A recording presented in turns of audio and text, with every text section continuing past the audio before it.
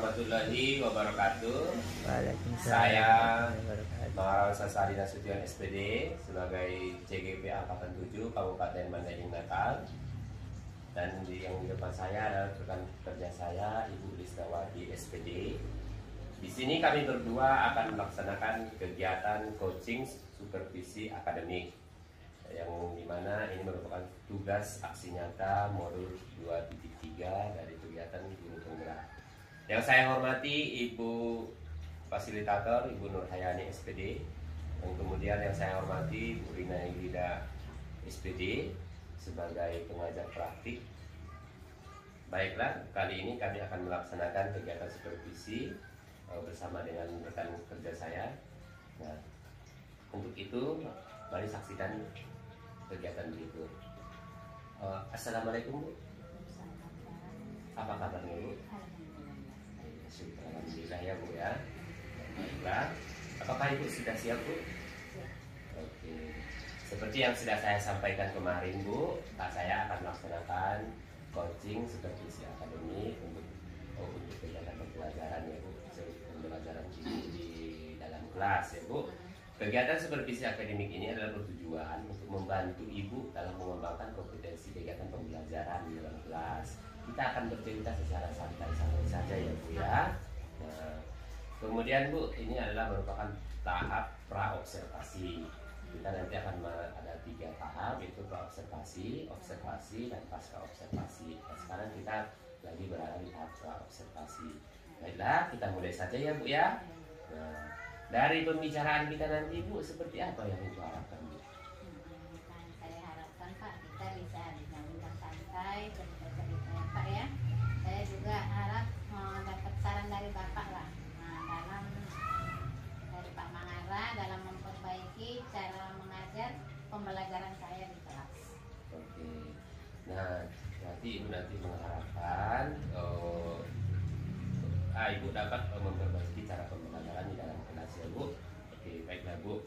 Nah, kalau boleh saya tahu Bu, besok Ibu mengambil pembelajaran apa Bu? Besok saya akan ambil tema 8 Pak, subtema 1 pembelajaran 1. Oke, tema 8 subtema 1 pembelajaran 1 ya. Tentu Ibu dalam membuat pembelajaran itu tentu Ibu akan melakukan menuliskan tujuan pembelajarannya. Nah, tujuan pembelajaran yang Ibu buat seperti apa Bu? Tujuannya Pak, nanti siswa dapat menyebutkan peristiwa-peristiwa yang ada dalam teks non-fiksi. Siswa dapat menjelaskan manfaat air bagi makhluk hidup Pak, hewan, manusia, tumbuhan, dan siswa dapat membuat peta pikiran tentang manfaat air. Berarti ada 3 tujuan ya, manfaat air, peta pikiran, dan teks non-fiksi. Oke, itulah tujuan pembelajarannya ya Bu. Berarti Ibu sudah persiapan ke pembelajaran besok ya. Dari sini tentunya Bu, dari persiapan pembelajaran itu pasti ada materi yang sulit. Seperti apa materi yang sulit? Masalah materi gini kan Pak, kebutuhan siswa kan berbeda-beda kan Pak. Juga siswa ada yang mudah memahami, ada juga yang sulit memahami pelajaran Pak. Oke, berarti dari sini Ibu melihat dari kesiapan siswa ya Bu, dari kebutuhan dan minat dan bakatnya ya Bu ya. Terkait dari kesiapan ini Ibu itu sudah ada persiapan strategi, model, kemudian metodenya juga ya. Nah, yang akan Ibu Lista gunakan untuk kegiatan pembelajaran besok, coba Ibu secara singkat dulu Ibu ceritakan bagaimana kegiatan pembelajarannya supaya berjalan dengan baik. Untuk memfasilitasi siswa ini ya Pak ya, baik dia siswa yang kurang atau cepat mengerti dalam pembelajaran, saya mempersiapkan berupa model pembelajarannya Pak, berupa problem based learning. Saya juga mempersiapkan metode yang saya ambil berupa diskusi, ada juga penugasan, juga ceramah Pak. Alat yang saya gunakan berupa proyektor dan laptop, dan media berupa PowerPoint dan gambar Pak. Kita ketahui kan Pak, problem based learning adalah punya singkat seperti orientasi masalah, mengorganisasikan siswa, juga memberi kegiatan individu dan kelompok, mengembangkan dan menyajikan evaluasi, mengembangkan, menyajikan, di dalamnya termasuklah Pak evaluasi. Nah untuk itu yang mudah yang sudah saya buat Pak berupa LKPD, dan begitu juga dengan siswa yang pengetahuannya tinggi, saya buat soal yang hot atau yang sesuai dengan kemampuan siswa lah Pak. Oke, berarti Ibu sudah mempersiapkan mulai dari media ajar, bahan ajar, LKPD, metode, model semua sudah disiapkan ya. Berarti di sini Ibu berarti sudah menggolongkan siswanya juga ya Bu ya. Ada yang sulit, ada yang berpikir, ada yang rendah pengetahuannya. Nah kalau Ibu sudah menganalisis kebutuhan siswa, berarti Ibu nanti sudah mempraktekkan pembelajaran berdiferensiasi terkait dengan siswa yang sulit memahami materi pelajaran. Nah bantuan seperti apa yang Ibu berikan kepada siswa kita nanti dalam kelas? Ini bantuan yang saya berikan adalah menjelaskan kembali Pak materi per kelompok, karena siswa nanti kan Pak dibagi per kelompok biar lebih mudah memahami penjelasan materi lah Pak. Oke, berarti itu nanti karena siswa kita ada yang mudah mengerti, ada yang sulit, berarti Ibu nanti masuk ke dalam kelompoknya Ibu, menjelaskan kembali materi tersebut dan supaya mereka lebih mengerti lagi ya Bu ya. Dari yang Ibu tadi semua persiapkan ya, semua dari persiapan dari LKPD, tentu masih ada yang belum siap ya Bu ya. Yang mana Bu yang belum siap tadi? Persiapan tadi kan udah jelas Pak, tapi yang belum siap sepertinya LKPD belum Pak. Oke, LKPD ya Bu. Nah dari situ Bu, Ibu meminta bantuan kepada siapa Bu untuk menyelesaikan LKPD nanti? Yang pertama kepada rekan-rekan sejawat lah ya Pak ya. Konsultasi juga dengan Pak Kepala Sekolah. Yang sama Pak Mangara juga nanti akan saya konsultasi juga Pak. Oh iya Bu. Boleh Bu, saya nanti akan bantu Bu untuk menyelesaikan permasalahan Ibu, untuk mempersiapkannya semua ya Bu ya.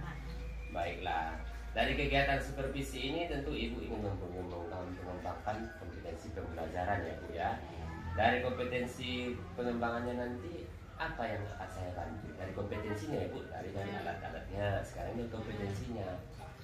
Apa nanti yang akan saya bantu Ibu? Ini penggunaan medianya Pak ya. Yang kedua, yang utama cara penyampaian materi lah Pak. Supaya nanti siswa lebih minat, pembelajaran lebih menarik. Kita kan mengharapkan siswanya aktif ya Pak ya. Selama ini belum, nanti akan saya mintakan Bapak lah cara-caranya supaya siswa aktif dalam pembelajaran, supaya tujuan kita mudah. Yang kedua pemakaian laptop Pak. Pemakaian laptop juga masih kurang. Nanti saya akan terima kasih kalau Bapak bisa membantu. Tadi yang pertama tadi Ibu mengembangkan kemampuan mengajar kompetensi secara profesional ya, itu tentang kepada murid kita, tentang pembelajaran, kemudian secara emosional dan sosial ya, cara Ibu berintegrasi dengan siswa kita, kemudian menggunakan laptop, menggunakan ini semua, gitu lah Bu ya. Oke, baik, nanti saya insya Allah bisa akan membantu Ibu ya Bu. Nah, strategi Ibu untuk melengkapi strategi itu seperti apa Bu? Untuk melengkapi semua kegiatan besok. Saya akan menyiapkan semuanya lah Pak, dengan bantuan Bapak nanti setelah konsultasi kita ini itu saya akan menyiapkan semuanya Pak. Baik, mantap sekali ya Bu. Semoga nanti kegiatan observasi kita berjalan lancar. Saya juga bisa membantu Ibu ya Bu ya. Oke, nah kira-kira Bu kapan kita bisa laksanakan observasi ini Bu? Setelah Ibu nanti mempersiapkan semuanya, kapan kita laksanakan? Insya Allah nggak dalam besok bisa Pak. Nanti Rabu besok ya Bu ya. Oke, nanti Rabu besok. Oke, sampai bertemu ya Bu ya. Terima kasih ya Bu, sampai bertemu di kegiatan berikutnya. Semoga pelaksanaan observasi kita nanti berjalan lancar ya Bu ya. Oke, terima kasih ya Bu. Demikian kegiatan coaching untuk supervisi akademik kami kali ini, yaitu pada tahap pra-observasi. Mari kita saksikan video berikutnya di tahap observasi. Assalamualaikum warahmatullahi wabarakatuh. Alhamdulillah.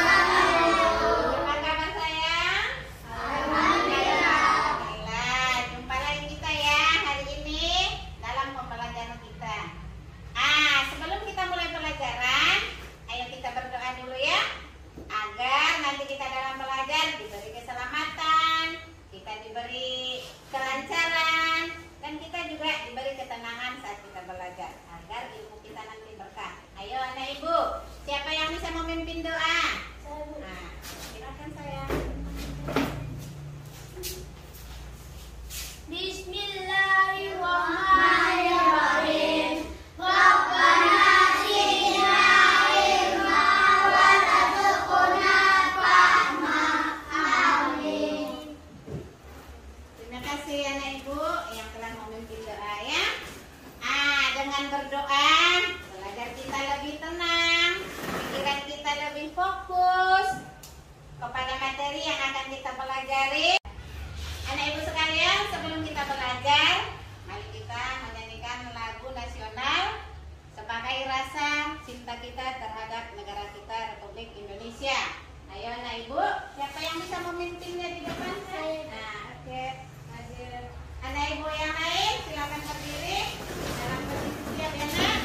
Kita akan menyanyi bersama.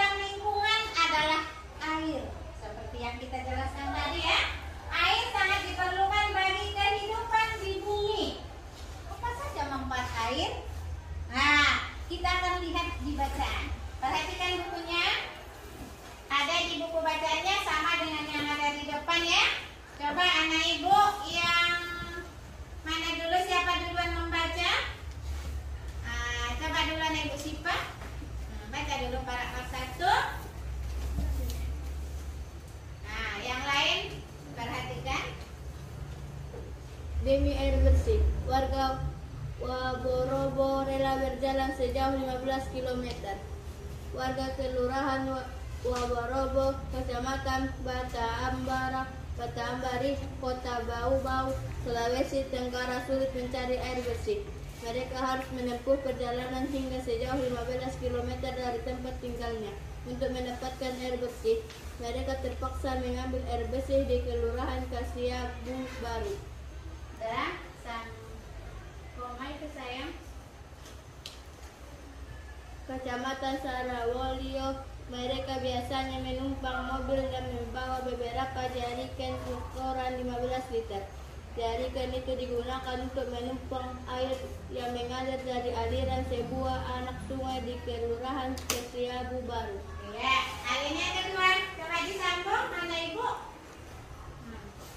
Tentang Kelurahan Waborobo berada di dataran tinggi. Di daerah itu air tanah sulit didapat. Kalaupun ada air hanya sedikit. Daerah itu juga belum mendapatkan akses aliran air bersih karena pipa-pipa PDAM belum mencapai ke daerah sana. Warga Kelurahan Waborobo sangat membutuhkan air dan sangat mengharapkan bantuan dari pemerintah daerah untuk keperluan tersebut. Sekalian, untuk memperdalam materi pelajaran kita pada hari ini, mari sama-sama kita perhatikan video yang ada di depannya. Anak ibu sekalian, kita perhatikan bersama ya.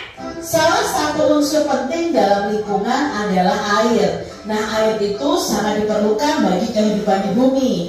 Apa saja ya manfaat air? Yuk kita pelajari bersama-sama adik-adik tentang manfaat air. Demi air bersih, warga Waborobo rela berjalan sejauh 15 km. Nah, kita mau baca ini adik-adik.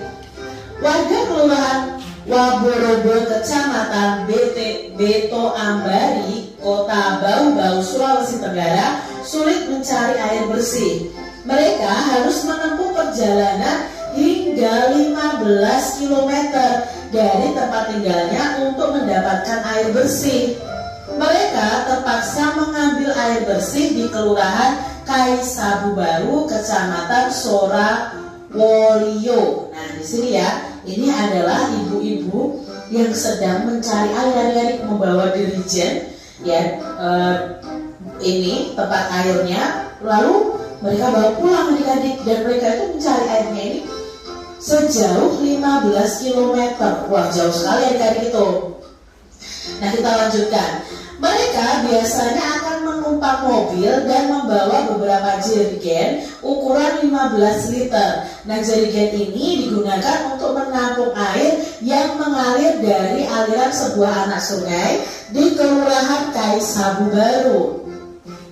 Letak Kelurahan Waborobo itu berada di dataran tinggi. Di daerah itu air tanah itu sulit didapat. Kalaupun ada, airnya hanya sedikit. Daerah itu juga belum mendapatkan akses aliran air bersih karena pipa-pipa PDAM belum mencapai ke daerah sana. Nah, warga Kelurahan Waborobo sangat membutuhkan air dan sangat mengharapkan bantuan dari pemerintah daerah untuk keperluan tersebut adik-adik. Jadi di sini ya, mereka sangat kekurangan air bersih, harus berjalan jauh untuk mendapatkan air bersih.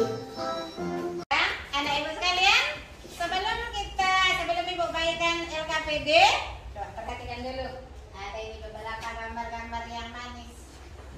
Siapa yang dituliskan gambar? Ayo perhatikan. Siapa bisa? Namanya apa itu? Senang. Iya, bagus. Kalau yang ini? Musa. Muak dia mungkin. Pening dia ya. Nah kalau yang ini? Lanjut. Mungkin dia melihat sesuatu ya. Nah, ini?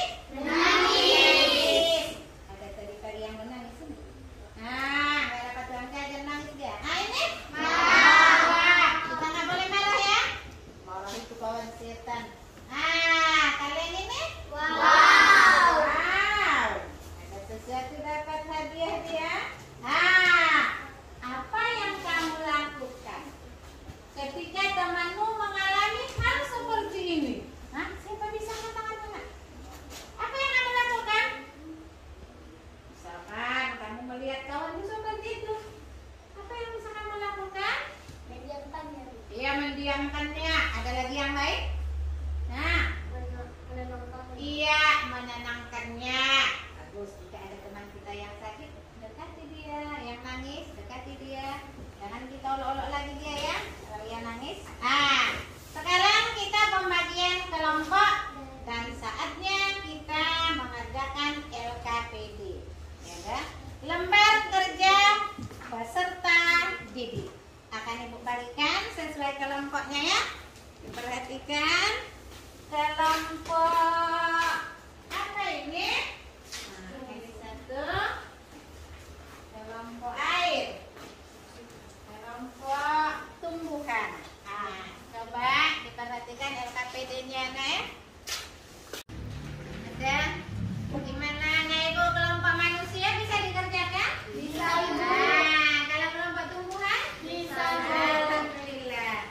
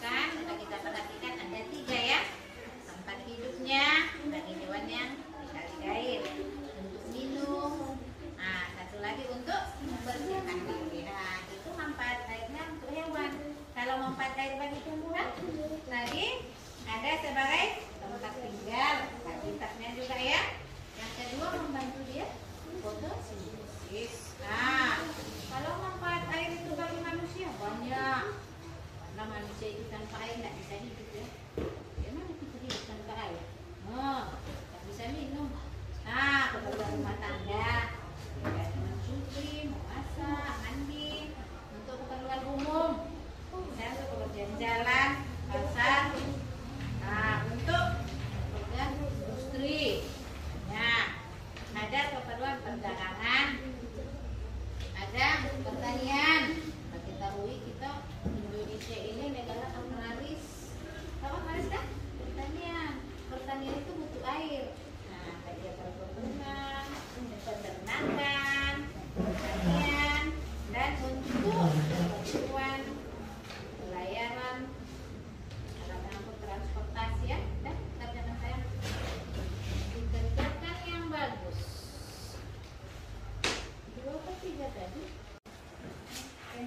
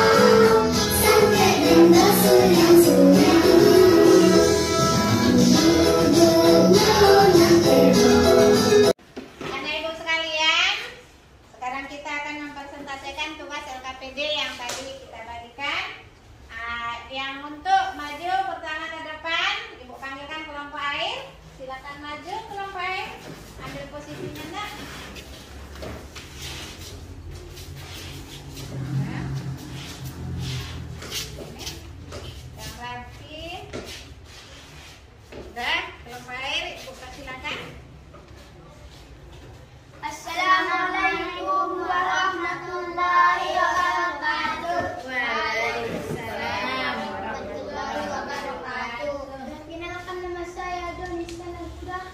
Teman kami Sulaiman Hafiz, Asilah Nazia Sari Tilawah. Kami akan mempresentasikan hasil diskusi kami. Peristiwa apa yang terjadi?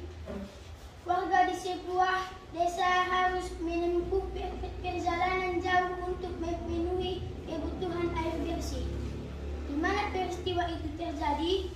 Peristiwa itu terjadi di Kelurahan Waborobo, Kecamatan Betombari, Kota Bau-Bau, Sulawesi Tenggara. Demi air bersih, warga Waborobo rela berjalan sejauh 15 km. Apa penyebab peristiwa itu terjadi? Peristiwa itu terjadi karena Kelurahan Waborobo terletak di daerah tinggi.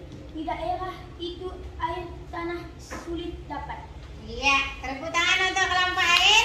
Itulah hasil kerja mereka tentang manfaat hasil sesuai dengan teks non fiksi tadi yang ada di wacana kita. Nah, dari persentase mereka ada yang mau ditanyakan kelompok lain? Nah, ya, coba kelompok manusia. Adakah manfaat air untuk kita? Iya. Dari kelompok manusia bertanya untuk kelompok air ini, adakah katanya manfaat air bagi kita? Ayo, siapa bisa menjawab? Coba jelaskan. Nah. Ada misalnya minum, memasak. Iya, ada banyak sebenarnya, tapi yang dikatakan kelompok air, misalnya untuk masak, untuk minum, untuk mencuci dan lain-lain. Udah, tepuk tangan untuk kelompok air. Dan terima kasih untuk kelompok air yang sudah mempresentasikan hasil kerjanya. Sekarang coba dikumpul LKPD-nya sayang. Nah, kumpulkan kelompok air dikumpul, kelompok tumbuhan, kelompok manusia. Nah, ayo kita kumpul LKPD-nya. Ya. Nah, terima kasih. Kembali ke tempat duduk masing-masing. Nah, sekarang kita masuk evaluasi. Ya, ini akan Ibu bagikan evaluasinya per kelompok. Diperhatikan, dikerjakan ya, Nek. Dibaca yang bagus.